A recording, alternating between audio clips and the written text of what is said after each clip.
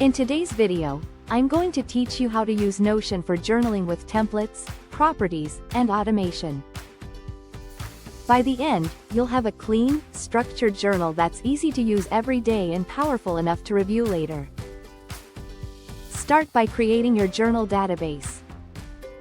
Open a new page and add a database, either inline if you want it to sit alongside other content, or as a full-page database if you want journaling to be the main focus. Give it a clear name like Journal or Daily Journal, then choose a view such as Table for a compact list or Gallery if you're more visual.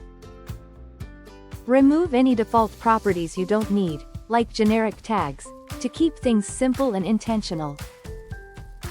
Now add properties that actually support your journaling.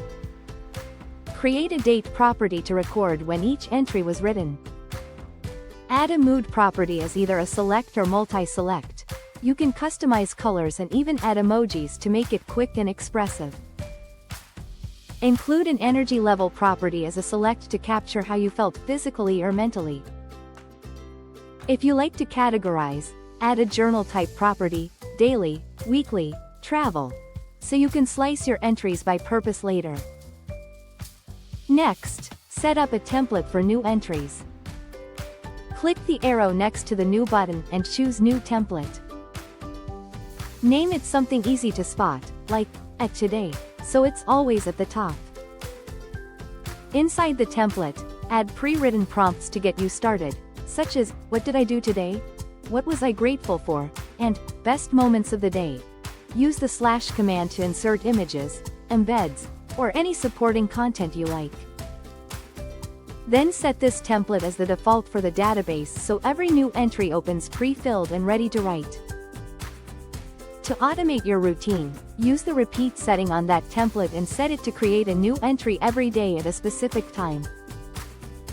This ensures a fresh page is waiting for you when you sit down to journal.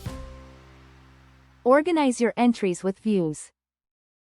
Create a main view as a calendar or table for everything at a glance. Make a completed or archived view that filters to show only finished entries. Then build a prompted view that focuses on new entries using your template, so you can jump straight into writing. For advanced structure, use the relation property to link entries to other databases, like a to-do list, for a more connected system. For weekly reviews, create another template that includes a linked view of your to-do database filtered to tasks completed in the past week. And for a cleaner look, hide the database title in your views. Happy journaling!